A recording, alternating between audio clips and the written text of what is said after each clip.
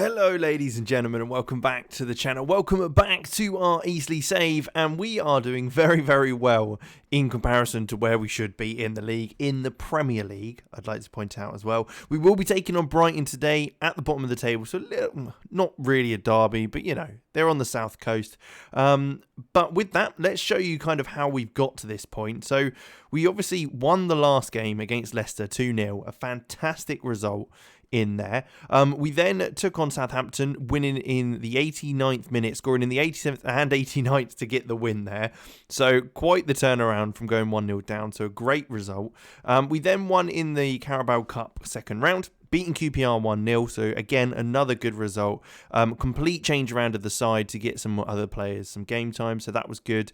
A 3-1 loss followed to Arsenal. We played really well, so I'm not really too concerned. That led into a 5-3 loss to Liverpool. Again, we did well. We ended up having Charlie Patino getting sent off, so that kind of hindered us a little bit in any fight back. But we did really well in the first instance to kind of be in the game for a long period of time. In fact, went ahead for a little bit as well. So I was pretty happy with that considering the side we've got. We then lost to Swansea. Now, this one was a bit disappointing. A case that basically we absolutely dominated the game, just couldn't score. We had an XG of like 4 or something and absolutely ran the show. Carlos Garcia getting 2 goals, but we weren't quite good enough to get the win. We did end up winning on penalties in the Carabao Cup, though, against Crystal Palace. Again, a massive change in the side. We had a couple of injuries, so a few players played a couple of games, but a big swap out there, which got us through on penalties. We then played Man City, got absolutely wrecked. To be honest, there wasn't much really to say about it. It was just a case that they're way too good for us, basically. We then started to turn things around again, though. A 1-0 win against Newcastle was good. An away win, Carlos Garcia getting the goal there. And then a 2-1 win against Norwich at home. Again, a good result in the end. Marcotta scoring the second to give it a bit comfortable. They did get one in the 95th minute, but wasn't ever too worried. A loss to Aston Villa then came. A bit of a shame, really. Again, we did pretty well in all things considered. We missed a penalty that could have got us back into the game at 1-1, but it happens. We then won in the 4th round of the Carabao Cup against Sheffield Wednesday. Again, a big change in the side leads into us to having a quarterfinal against Reading in the quarterfinal. So, I mean, I'm very happy with that. A bit of a run in the Carabao Cup as well as doing okay in the league. There was a couple of murmurs from the media giving bad words about me. I wasn't happy about. But I was like, we're sitting in 12th and the teams we've played have been very good sides. I mean, we've played a massively rich Newcastle, beat them. We played Man City, Liverpool and Arsenal. We played a good Leicester and Southampton side. I mean, Swansea game we should have won, and the Villa game we could have won as well, or at least got something from. So none of these games I felt like we've been overrun completely, other than maybe the Man City game. But again, it was Man City, so I'm not too concerned. Otherwise, there's been no other transfers, I don't believe, that I haven't mentioned to you previously. It's all been the case that we've kind of just gone with what we've got at the moment. We're still in debt, but a hell of a lot better. Obviously, that income from the Premier League is great. It's slowly getting us back into the gold, the green, the black, whatever you want to call it. So that is the case for that. We've had to, like I say, rotate the squad a little bit because we have had a few injuries and bits and bobs like that. One thing is Girk has come in, Herman Girk, and he's done very well alongside Magoma. Otherwise, this would probably be the team that we go for in this game against Brighton. They're bottom of the league, so they're not on a great run of form.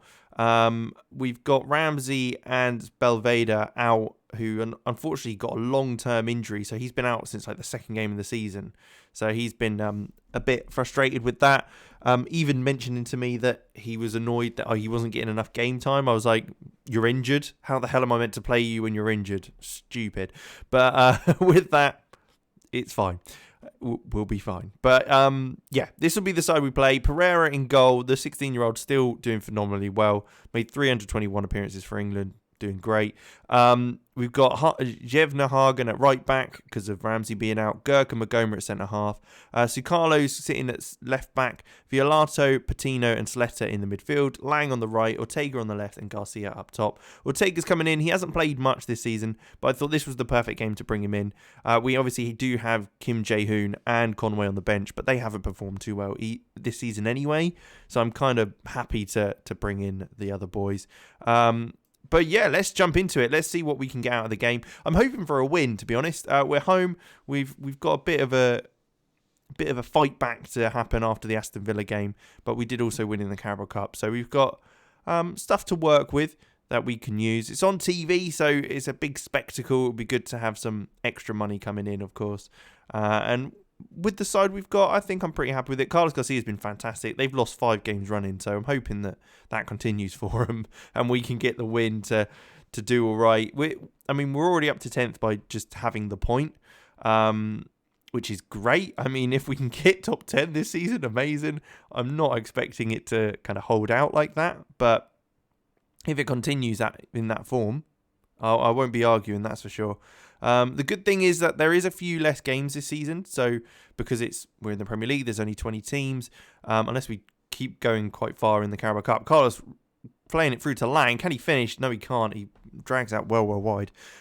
It means that our players won't need as much rest time, so hopefully they'll train more, they'll get better in that sense, and it'll all kind of work well together, especially considering our tactic and how we play. A bit interesting that both sides are playing in blue and white.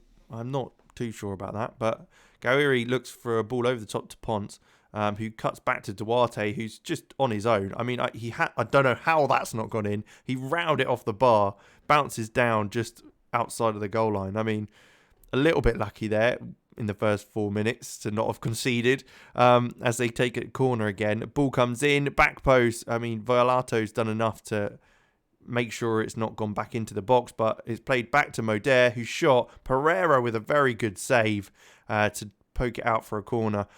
He has unfortunately conceded a few goals now, as you saw in the schedule and kind of what's happened so far this season, but still performing very, very well. There's multiple times where he saved us for things. I can't quite believe he's meant to be 16 and he's starting for us in the Premier League, having only played 2 games prior in the playoffs. So, yeah, quite impressive, that's for sure.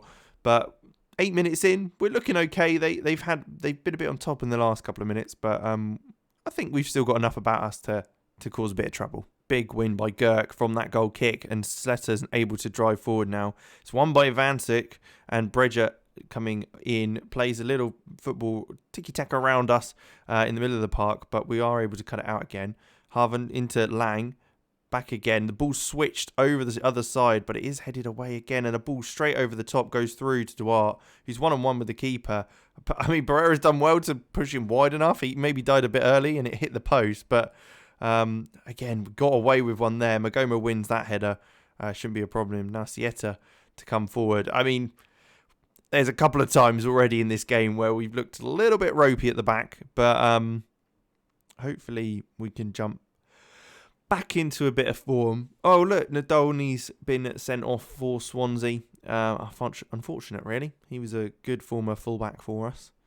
You never know. We might be able to bring him back in one day if he continues at good form. But 25 minutes gone, and it's looking quiet again. They've looked a lot better side. I'll move it to positive so we get a few more players forward when we're on the ball.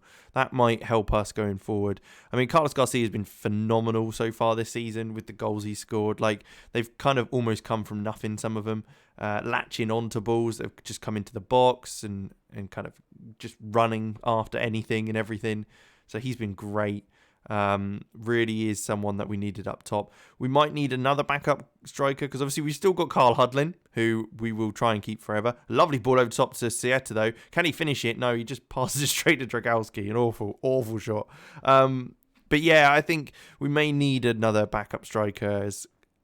As much as I love Carl Hudlin, he's probably not the quality that we need at this level, to be honest. So yeah, we might have to look elsewhere at some point if we can get our funds back up. We've got obviously 20,000 still in the wages, so we could go out and see if we can bring in a loan or a free agent or something in January. So we might look to do that, but at the moment, I'm content. We're doing okay, so it's nothing too much to worry about. I mean, this game, we've definitely upped our game since going a bit more positive and a bit more attacking, which is good to see.